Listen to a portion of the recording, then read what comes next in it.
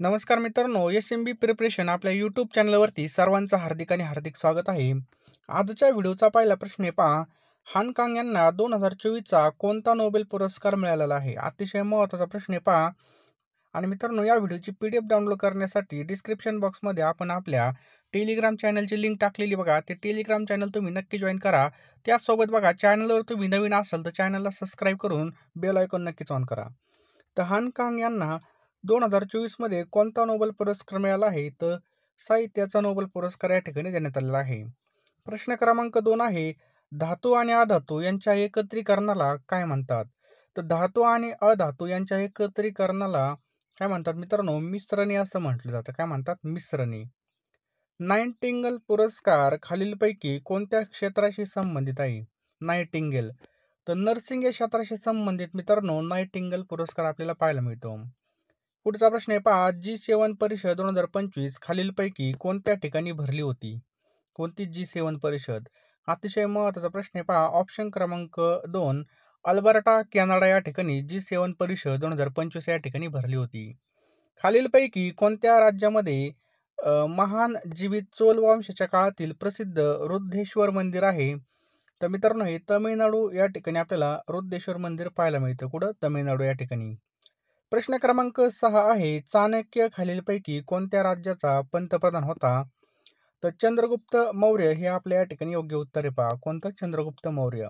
बघा, चाणक्य ज्यांना कौटिल्य किंवा विष्णुगुप्त म्हणून ओळखले जाते, हे चंद्रगुप्त मौर्याचे मुख्य सल्लागार आणि पंतप्रधान होते.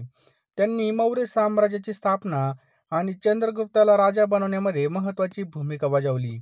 त्यांच्या कार्यामुळे मौर्य साम्राज्याचा विस्तार झाला आणि ते एक शक्तिशाली राज्य बनलं होतं. पुढचा प्रश्न मित्रांनो, टिंबटिंब हा धातू कमी तापमानाला द्रव अवस्थेमध्ये असतो. तर ब्रोमिन हा जो काही धातू आहे पहा, कमी तापमानाला काय असतो बघा, या ठिकाणी द्रव अवस्थेमध्ये असतो. राजा केळकर वस्तू संग्रहालय खालीलपैकी कोणत्या ठिकाणी आहे? तर राजा केळकर वस्तू संग्रहालय मित्रांनो हे पुणे जिल्ह्यामध्ये आपल्याला पाहायला मिळतं. कुठं? पुण्यामध्ये. पुढचा प्रश्न आहे पहा. कापूर जाळल्यावर त्याचे रूपांतर स्थायू अवस्थेमधून थेट वायू अवस्थेमध्ये रूपांतरित होते. ही प्रक्रिया पदार्थाच्या कोणत्या अवस्थांतराचं उदाहरण आहे? याला काय म्हणतात मित्रांनो? संप्लवन असं म्हटलं जातं. काय म्हणतात त्याला? संप्लवन असं म्हटलं जातं पहा. पुढचा प्रश्न आहे, तारापूर हा अणुविद्युत प्रकल्प खालीलपैकी कोणत्या जिल्ह्यामध्ये आहे? कोणता? तारापूर. तर तारापूर मित्रांनो आपल्याला पालघर या जिल्ह्यामध्ये पाहावयास मिळतो. महाराणी येसूबाई खालीलपैकी कोणाच्या पत्नी होत्या? तर छत्रपती संभाजी महाराज याचं योग्य उत्तर आहे पहा. लक्षात ठेवा, छत्रपती संभाजी महाराज. छत्रपती संभाजी महाराज यांची समाधी खालीलपैकी कोणत्या ठिकाणी आहे? तर आपल्या सगळ्याला माहीत पाहिजे पहा, तुळापूर या ठिकाणी आपलं याचं योग्य उत्तर आहे पहा. पुरंदर या ठिकाणी छत्रपती संभाजी महाराज यांचा काय झाला होता पहा? जन्म झाला होता. पुढचा ठिकाणी पहा, GMC नांदेड भरतीसाठी जे काही महत्त्वाचे प्रश्न असतील आपल्या सर्वांना माहिती आहे. आज तर हॉल तिकीट सुद्धा आलेले आहेत. ज्यांचा पण या ठिकाणी पदासाठी पेपर असेल त्यांच्यासाठी अत्यंत महत्त्वाची बातमी म्हणजे क्विक रिव्हिजन. बघा, क्विक रिव्हिजन होणं खूप गरजेचं आहे. यासाठी आपण या ठिकाणी शिपाई आणि प्रयोगशाळा सहाय्यकसाठी बघा लागणारे 6000 प्रश्नाची PDF तयार केलेली पहा. या ठिकाणी आपल्याला 82 75 55 82 83 या नंबरला ₹149 फोनपे किंवा GPay करायचं आहे आणि लगेच तुम्हाला या ठिकाणी सगळ्या नोट्स मिळून जातील पहा. ज्यांना खरोखर नोट्स घ्यायच्या असतील, खरोखर आपल्या भविष्याची चिंता असेल, त्यांनी नक्कीच नोट्स घ्या. क्विक रिव्हिजनसाठी अत्यंत महत्त्वाच्या नोट्स असणार आहेत पहा. शिपाई आणि प्रयोगशाळा सहाय्यकसाठी पहा. मित्रांनो लवकरात लवकर घ्या. कधी पण पैशाकडे पाहायचं नसतं. ₹149 आपले कधी पण खर्च होऊ शकतात. त्यासाठी मित्रांनो लवकरात लवकर आपल्याला या ठिकाणी पेमेंट करायचं आहे पहा आणि लवकरात लवकर अभ्यासाला लागायचं आहे. जेवढे काही दिवस बाकी आहेत पहा, त्या दिवसामध्ये आपल्याला रात्रीचा दिवस आणि दिवसाचा या ठिकाणी रात्र एक करायची आहे. एकदम जबरदस्त अभ्यास करायचा आहे पहा. हे जर प्रश्न तुम्ही वारंवार वाचले, आता झालेली जी काही नवी मुंबई महानगरपालिका असेल, नोंदणी आणि मुद्रांक विभाग असेल, या सगळ्या भरतीला आपल्या PDF मधून प्रश्न येत होते पहा. या भरतीला सुद्धा तुम्हाला 100% फायदा होईल. नक्कीच आपल्या नोट्समधून प्रश्न असणार आहेत पहा. लवकरात लवकर आपल्याला ह्या नोट्स घ्यायच्या आहेत पहा. लवकरात लवकर पेमेंट करा. फक्त ₹149 फोनपे आणि गुगल पे पहा. हा जो काही नंबर आहे आपला 82 75 55 82 83 या नंबरला आपल्याला काय करायचं आहे पहा, या ठिकाणी GPay किंवा फोनपे करायचे आहे पहा. या नंबरला तुम्ही नक्कीच फोनपे करा आणि लगेच नोट्स घ्या आणि लगेच अभ्यासाला लागा पहा. योग्य वेळी अभ्यास करा मित्रांनो आणि क्विक रिव्हिजनसाठी या नोट्स आपण बनवलेले पहा. अतिशय महत्त्वाच्या नोट्स असणार आहेत. जो काही नंबर दिलेला आहे पहा, याला तुम्हाला ₹149 सेंड करायचे आहेत पहा. GMC नांदेड भरतीसाठी. औष्णिक ऊर्जा प्रकल्पामध्ये मुख्यत्वे करून खालीलपैकी कोणत्या इंधनाचा वापर केला जातो? या ठिकाणी कोळसा वापरला जातो मित्रांनो, लक्षात ठेवायचं आपल्याला कोळसा. पुढचा प्रश्न आहे पहा, भूदान चळवळ खालीलपैकी कोणत्या व्यक्तीने चालू केली होती? तर विनोबा भावे या व्यक्तीने पहा भूदान चळवळ या ठिकाणी चालू केली होती. कोणी? विनोबा भावे यांनी. प्रश्न क्रमांक या ठिकाणीचं स्पष्टीकरण पहा, भूदान चळवळ आचार्य विनोबा भावे यांनी सुरू केली होती. भूदान चळवळ ज्याला रक्तहीन क्रांती असं सुद्धा म्हणतात, ही एक सामाजिक चळवळ होती. ती विनोबा भावे यांनी 1951 मध्ये चालू केली होती पहा. खालीलपैकी कोण भारताचा पहिला गव्हर्नर जनरल होता? तर लॉर्ड विल्यम बेंटिक हे आपल्या या ठिकाणी योग्य उत्तर आहे पहा. कोण भारताचा पहिला गव्हर्नर जनरल होता? तर लॉर्ड विल्यम बेंटिक. भारताच्या मध्यातून गेलेले कर्कवृत्र खालीलपैकी कोणत्या राज्यातून जात नाही? तर ओडिसा राज्यामधून जात नाही पहा. गुजरातमधून जातं, मध्य प्रदेशमधून जातं, झारखंडमधून जातं, परंतु ओडिसा जे काही राज्य आहे पहा, त्या ओडिशा राज्यामधून आपल्याला हे जात नाही. पुढचा प्रश्न आहे पहा, मराठा साम्राज्याचा शेवटचा पेशवा कोण होता? तर बाजीराव दुसरा याचं योग्य उत्तर आहे पहा. मराठा साम्राज्याचा शेवटचा पेशवा कोण होता? बाजीराव दुसरा. बाजीराव दुसरा हे मराठा साम्राज्याचे पहा 13वे आणि शेवटचे पेशवे होते पहा. त्यांनी 1996 ते 1818 पर्यंत पेशवाई सांभाळली. 1818 मध्ये इंग्रजांनी बाजीराव दुसरा यांचा पराभव केला आणि मराठी साम्राज्याचा या ठिकाणी अस्त झाला होता. त्यांनी बघा बाजीराव दुसरा यांना इंग्रजांनी पेन्शन देऊन बिठूर येथे पाठवलं होतं. 18 नंबरचा प्रश्न आहे, खालीलपैकी कोणते महाराष्ट्रातील पहिले मानवनिर्मित अभयारण्य आहे? तर सागरेश्वर अभयारण्य. कुठे आहे मित्रांनो? हे सांगली जिल्ह्यामध्ये पहा, सागरेश्वर अभयारण्य. समजलं? महाराष्ट्रातील पहिले मानवनिर्मित अभयारण्य यशवंतराव चव्हाण सागरेश्वर वन्यजीव अभयारण्य. हे अभयारण्य सांगली जिल्ह्यामधील वाळवा तालुक्यामध्ये पहा. आणि बघा, सांगलीतील पहिले मानवनिर्मित वन्यजीव अभयारण्य आहे, ज्या ठिकाणी वनस्पती आणि प्राणी यांची कृत्रिम लागवड आणि व्यवस्थापन केलं जातं. अभयारण्याचे क्षेत्रफळ सुमारे 10.87 चौरस किलोमीटर पहा. विविध प्रकारचे वन्यजीव असे जसे की काळवीट, लांडगा, भारतीय कोल्हा आणि इतर त्या ठिकाणी आपल्याला प्राणी पाहायला मिळतात. आणि मित्रांनो, हे अभयारण्य पर्यटकांसाठी एक सुंदर आणि शांत ठिकाण आपल्याला या ठिकाणी पाहायला मिळतं. राष्ट्रीय आणीबाणी खालीलपैकी कोणाकडून घोषित केल्या जातात? तर राष्ट्रपतीकडून मित्रांनो राष्ट्रीय आणीबाणी या ठिकाणी घोषित केल्या जातात पहा. राष्ट्रपती.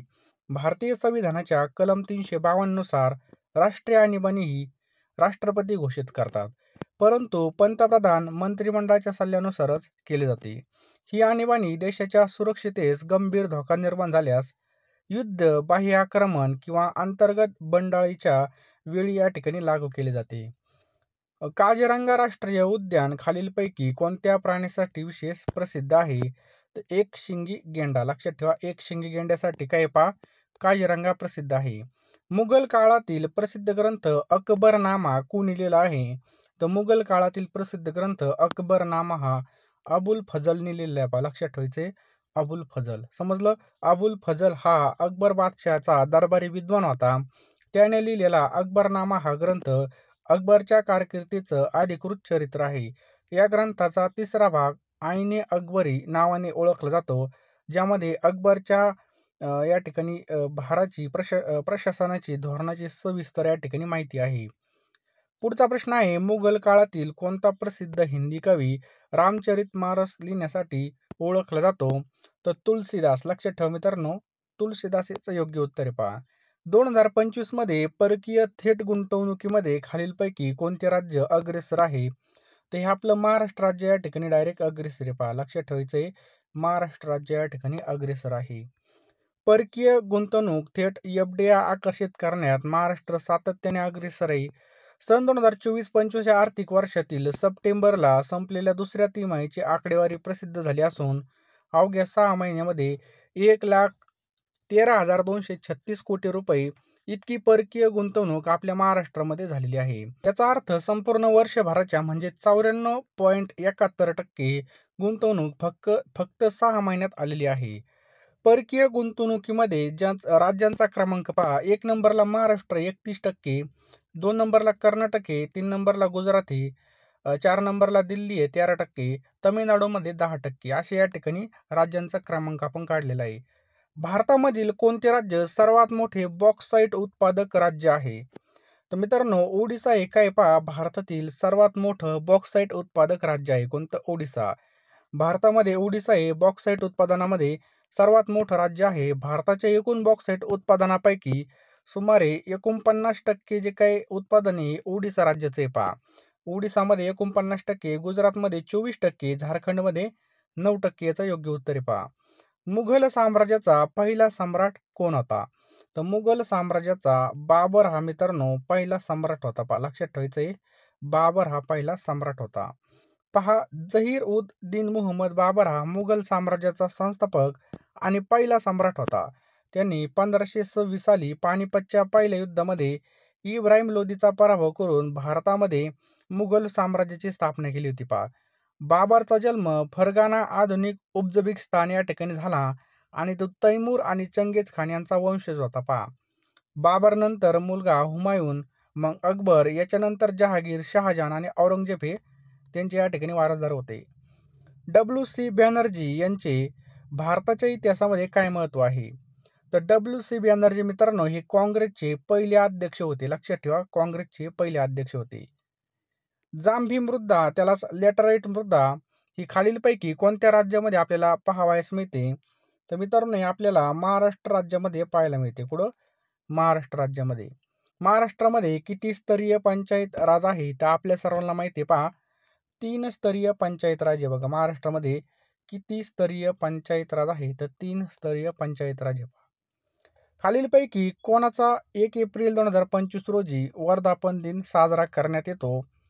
तर भारतीय रिझर्व्ह बँक. लक्षात ठेवा, 1 एप्रिल 1935 ला भारतीय रिझर्व्ह बँकेची काय झाली होती? स्थापना झाली होती पहा, 1 एप्रिल 1935 ला. समजलं? भारतातील लोकसभा विसर्जित करण्याचा अधिकार कोणाला आहे?